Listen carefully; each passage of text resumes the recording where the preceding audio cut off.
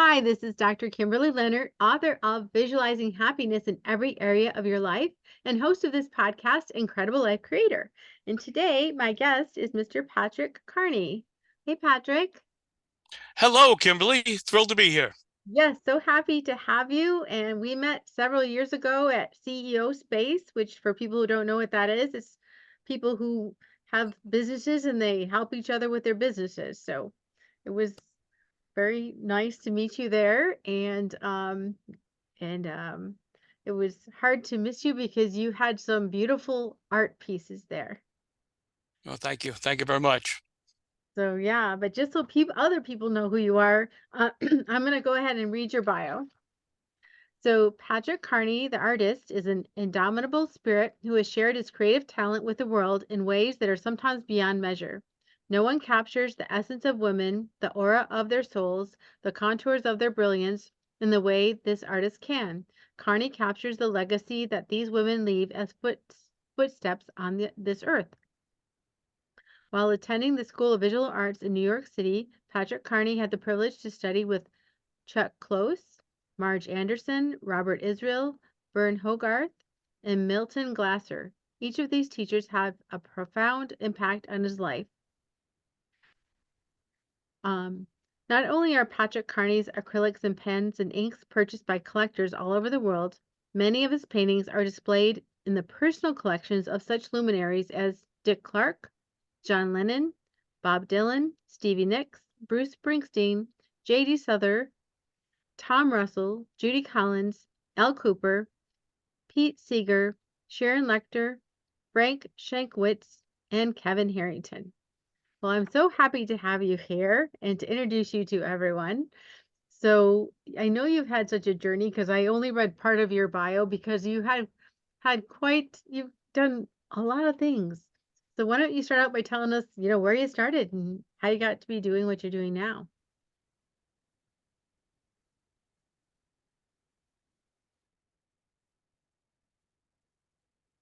I came out with a paintbrush in my hand, and so I've been drawing and painting since I can't even remember not doing it.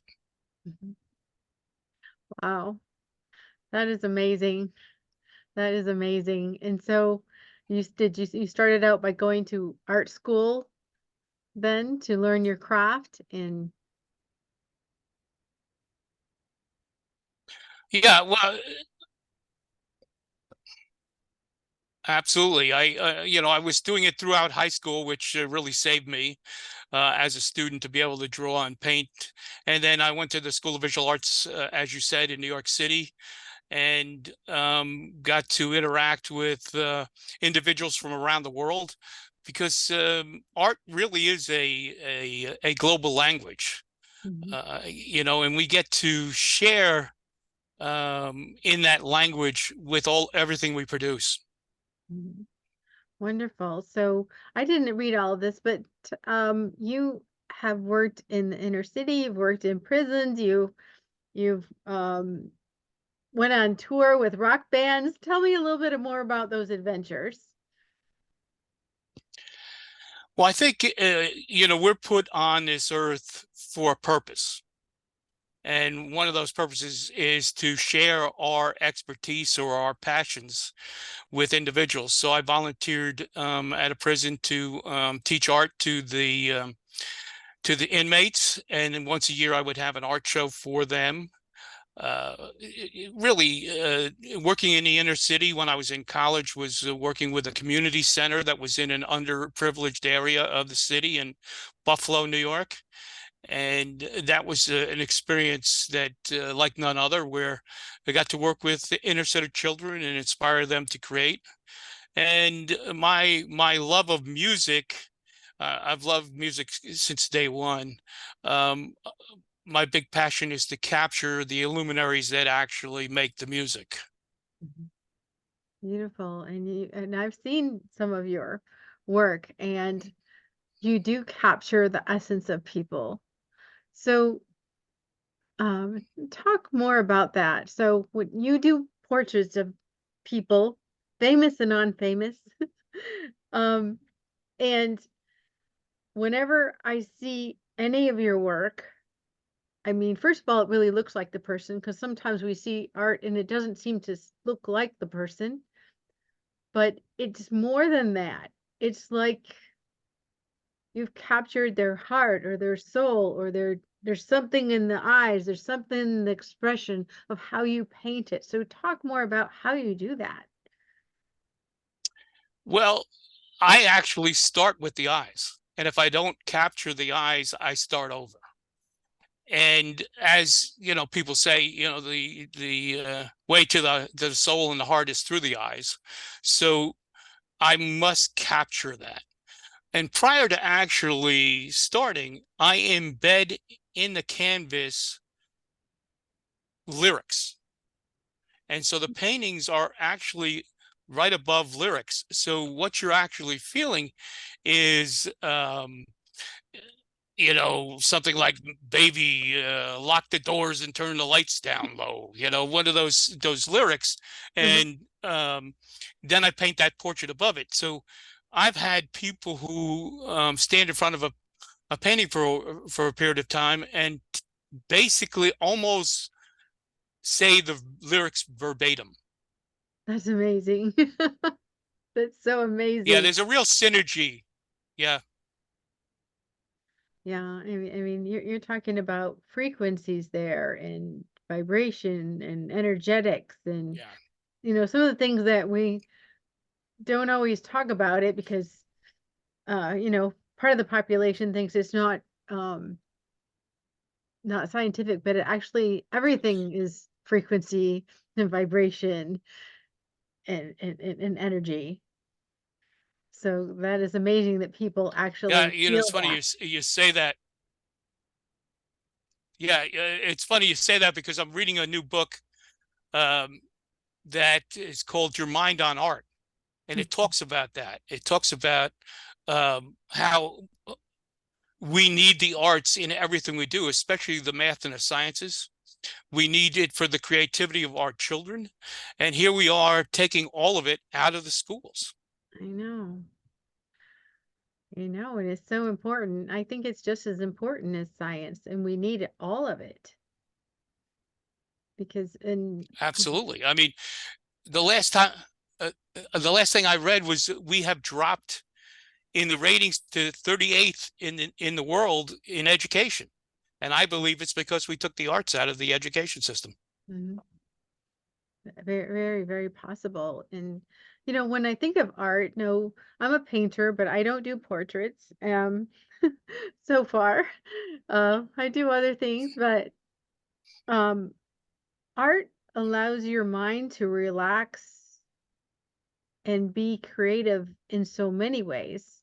So even though you might be there doing the art, your mind is working on all sorts of creative endeavors, where when you're just looking at facts and logic, and there's no emotion in it, it's really hard to get into that creative space, or to create new things that need to be created. We need to create new things, and you can't just do it with facts and figures. Exactly. I hate hanging around in the left side of my brain. I got to be over there on the right side, because we're here to remember our light, the gifts that we've been given. And it's the imperfections in those thoughts that make perfect possible. And, in one soul, like you're just talking about, there's 1,000 feelings when you sit down to paint. Hmm. Yeah, there is paint or draw, or anything creative. I mean, creativity can be other things too. It can be making a beautiful meal for your family. It's just putting your mind and your thoughts into Absolutely. that place where you can breathe. I guess that's the best way. You can breathe and relax into it, and it gives your mind that space to play. Where in the logic, you can still play with logic and with numbers and be creative with those, but it's not quite the same. Absolutely. And you know what is really great about art is the opportunity to be simple, or Mm. simplistic. And if you look at my paintings and my drawings, I use very few colors and very few lines. And I still get the impact that I desire. My high school art teacher used to say something to the effect, capture intensity and aura, however, keep it simple. Uh-huh. Yeah, that makes sense. And yeah, and your paintings are so unique. I had an art teacher that told me that if I painted something and it looked too perfect, like it looked like it could come out of a store, she said, do something to mess it up. In other words, make it unique, make it your own. You know, don't make it look cookie cutter, if you will. Yeah, you know, nothing is as good as a drawing with what they call a mistake in it. Hmm. You know, it, it's phenomenal when we get to that point, and we're okay with it. Hmm. Yeah. So you said you use very few colors. Are there certain colors you tend to use more than others, or are you using it based on the mood or what you're trying to portray? It's more around what I feel their um, observable behavior style is when I decide to draw somebody. So like, let's just say I'm painting Michael Jackson on stage in concert. So it would be bright, vibrant colors. Hmm. Off stage, behind the scenes, it's going to be light light colors, not dull, but not vibrant either. Hmm. And because his personality behavior style off stage is subdued, where on stage it's vibrant. So yes. Beautiful. And when you're capturing the eyes, I mean, even the picture you have behind you there, and for people who are just listening, it's a face of a woman with, green eyes. I mean, it's very So I'll simple. I'll move this way. There we go. Yeah. And a lot of times when I think of drawing eyes, you want to draw all those little lines and detail the eyes, but you haven't done that. You just have kind of the outside, the inside, none of that extra detail, yet it's so expressive. Yeah, it was one of those things where I forget who said it to me. It's is that they loved when the smallest things took up the most room in their heart. And that's what I attempt to do with the simplicity, is just create this rush of energy that goes into the heart. And see, the neuroscientists say that we have it all until we're about 7 years old. Hmm. And at 7 years old, society starts to get in the way. Okay. So as we talked about earlier, I volunteered in prison, and every one of them said they couldn't draw a stick figure. Uh-huh. I had them all create art by the time I was done. That's And not only beautiful. create art with their eyes closed. Wow. That's amazing. So how many of us draw with our eyes closed? Not too many. I do it about once a month. Really? So are you drawing? Are you painting? Are you doing both? Well, just think about this, okay? Pretend you have a rose in your hand, Okay. okay? And you're going to draw this rose. You have to know the rose intimately. So Mhm. you study the stem. Is it hard? Is it soft? What does it feel like? What does it smell like? What does it taste like? And then as you get to know it, you're moving it into your heart and soul. Ah. Then you go to the leaves and you do the same thing. And then you go to the petals and you do the same thing. So for 15 minutes, you're studying the object, moving it into your heart and soul. Mhm. Then you close your eyes and draw it. And you can draw it. Wow, I'm definitely gonna try that. Definitely gonna try that. That sounds so amazing. Yeah. Maybe I'll even draw better with my eyes closed. We'll see. That is really It's amazing. it's it's amazing that's it's a human nature that we can actually do that. We were born with that opportunity. We just don't tap into it. Yeah. Yeah. And when you're studying it, you're looking at it, you're feeling it. So you're using all the sensory, well, you're not tasting it, hopefully, but I mean, you're using your sight, you're feeling, if it has a sound, I'm sure you're using a sound to remember and to put it into your heart. And I know my background's in vision therapy, and so sometimes when I'm teaching people visualization or visual memory, we'll have them do that. We'll have them look and study something, and then same thing, either turn around or close their eyes, and they have to, repeat it and be able to do it. So it's just amazing, our brains and our thinking, and it's not linear. It's very so many pieces and so many parts to that. Yeah, when you talk, you just got really excited. Your vitality and your life force and your energy just jumped thinking about it. Mhm. Well, the same thing happens with an artist when they're doing the same thing. And so we need to get the kids, the children, to tap into that and continue to carry that through into adulthood. Mhm. Yeah. So when you're teaching art, what are some of the basic important things to begin with? To get rid of the blocks to say that you can't do it. Uh-huh. I mean, that's what the problem is. Society puts blocks up. If I heard once, I heard 1,000 times, you're going to starve as an artist. Uh-huh.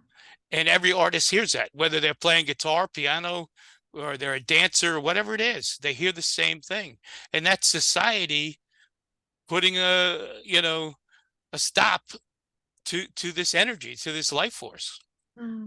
Yes, yes, and that is common for people to hear. So you're still here. You're very successful at it. So any thoughts for people who are artists and they want to make a living doing it? Well, one of the things they don't teach us in school is actually how to be a business person. Mm. And one of the things that an artist must learn is, like, where we met at CEO Space, um, spend time at places like that and around people, because one of the things I've learned over the years is we rise or we'll lower to the level of the 6 individuals we hang around with. So if you desire to be an artist, you need to hang around successful artists. If you're going to be a financial advisor, you got to hang around successful financial advisors. You're going to be a life coach or a coach, whatever it's going to be. You have to hang around successful coaches that can train you, teach you how to do what you aspire to do. Mhm. Exactly. And I know that you have a mastermind that you do, and you're in San Diego because so not close to me. I'm in Georgia, but I know you've had that mastermind for many years. So talk about that Yes. and how that, you know, changes things for people. I lucked out. I was doing an art show in Harrisburg, Pennsylvania, and met a gentleman named Charlie Tremendous Jones at a show. And Charlie was one of the top speakers in the world at that time. And I didn't know who he was. I had never heard of him. Invited me out to dinner, gave me my first copy of Think and Grow Rich, and mentored me through it. And when we got to the chapter on Mastermind, he convinced me to start one. And I've been doing it ever since. Wow. So that was a long time ago because I think Charlie Tremendous Jones, he's not around anymore, right? He's Yeah, we lost him about 3 years ago. Yeah. okay. Yeah. Yeah. Yeah. So, wow. So you've been doing that for a long time. And when people go Yeah. to a mastermind, what is it like? What do they do? How does it help? Well, mine is totally based on the hot seat process, where, let's say you are going to write a book, and um, you're challenged with the title, or you're challenged with the marketing, or you're challenged with chapters, or whatever it might be. You give us an overview of your desired outcomes, Mhm. and we give you an hour of feedback on how to actually optimize the ideas or the title, whatever it might be, and gives you a roadmap to fulfill that goal. That is amazing, because what business person doesn't want that? Or any project you're doing, really. If you can get all those minds working on the same thing, as opposed to only Yeah, one mind working on it. in my mastermind, there's 12 members, always 12. And we figure out currently with the 12 members we have, there's a little under 7,000 minds in the room. How is And I that? go, okay, it's every parent, every sibling, every teacher, every professor, every trainer, every coach, every speaker that you've ever attended. All those minds are blending in that room while you're sitting on that hot seat. Right. Yeah. Any book you've ever read, anything. Yeah, all that, everything. Wow. That is really amazing. So, I hear of people doing masterminds, but a lot of times they're like courses, or, they're not that same hot seat situation. Yet, I'm frustrated with the word mastermind right now, with what is called a mastermind, and it is not a Mhm. true mastermind. When Mhm. you think about what the Carnegies and the Fords and the Rockefellers had back in the 30s, they were hot seat based. Mhm. And it showed, because they were all successful. They're all really Absolutely. successful. So, And they were all open to new ideas. And that's what happens in a mastermind. You get these great ideas, and it's so funny that sometimes people say, well, I already attempted that didn't work.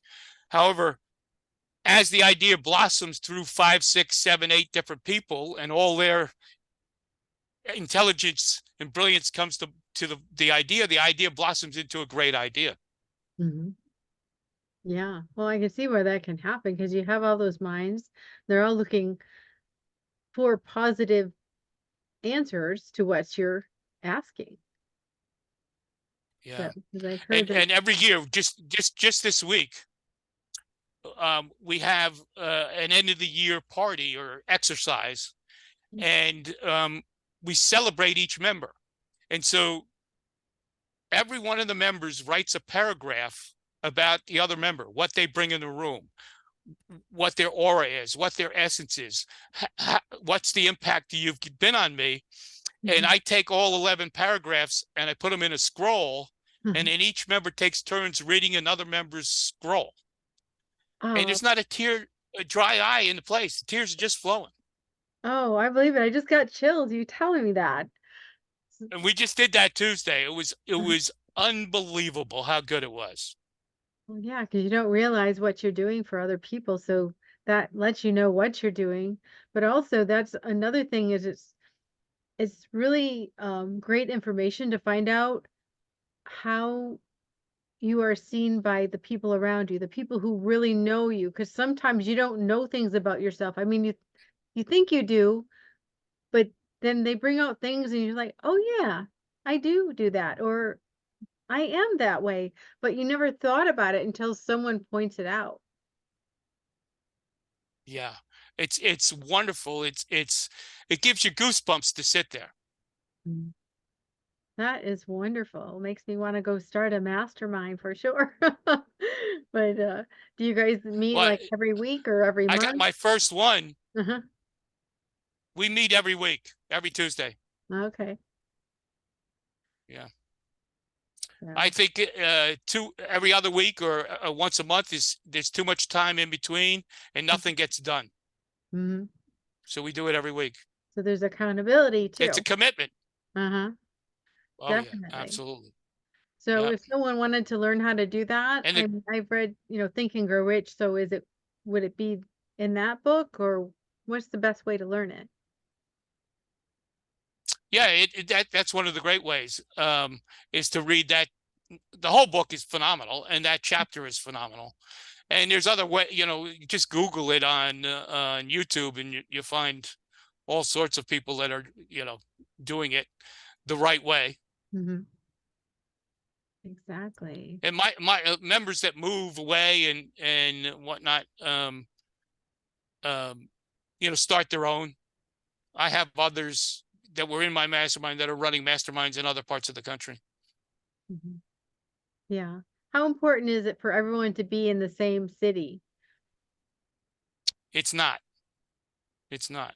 Because the great thing, I was really impressed with the system we had, because for 40 years we'd met in person. And when the pandemic hit, we moved to Zoom without changing a thing. Everything was exactly the same system, and it worked perfectly. Hmm. And the gift was then I could bring speakers in from around the world. Hmm. Wow. So besides the hot seats, you have speakers sometimes, or people who just bring information? Yeah, what happens is, the first week the hot seat is an hour and 15 minutes. And then the second week you have 15 more minutes of follow-up. And then I had an hour. What was I got to do with the hour? And this happened about 18 years ago that we switched it up, because we used to do the hot seat every single week. Mhm. And I had that hour, and I said, "Oh, why not bring my friends and people I know, the speakers I've met," and started inviting them. And as of now, I've invited 183 different speakers, and 181 have shown up. Wow, that's Yeah. amazing. So, and when the speakers come, do they participate in the hot seats? If yes, some come for the whole meeting, some come just for their hour. So it depends. But yes, those that come, absolutely. And our guests, our members, will invite one or two people from their world for their hot seat, and that expands the hot seat a little bit. Hmm. Oh yeah, that's a great idea. That's so Yeah. awesome. Well, we've talked about masterminds, we've talked about art. Um, just a personal question: what gives you the most happiness and fulfillment? Feel, what gives you the most happiness and fulfillment in your life right now? Right now, it is my grandchildren, Mhm. and the games we play together. They're a priority. Yeah, grandchildren are top on my list too. So, well, thank you so much for coming and being on the podcast. How do people connect with you? Like if they wanted to have a piece done, how do they connect with you? Um, through right now, it's email. I'm basically semi-retired, so it's all word of mouth now. So Mhm. it's pcar13@gmail.com. So pcar13@gmail.com. Okay, great, great. Well, thank you so much for being on the podcast. And it's been a fun conversation about art. And I love that. And I think we do need more art in our lives. And like you said, if we can get our kids started on it early, that's the best thing. It is, and I mean that's why I encourage the grandchildren and my boys. I raised two boys, the same thing with them, and I think the art really created wonderful options and possibilities. Mhm. So I have one last question before we finish. What is your best advice on living an incredible, amazing life? Wake up with a smile on your face, create opportunities to have an impact for 6 individuals by 6 p.m. each and every day. Love that. Thank you so much, Patrick. Thank you. All right, we'll talk to you again soon. Bye-bye.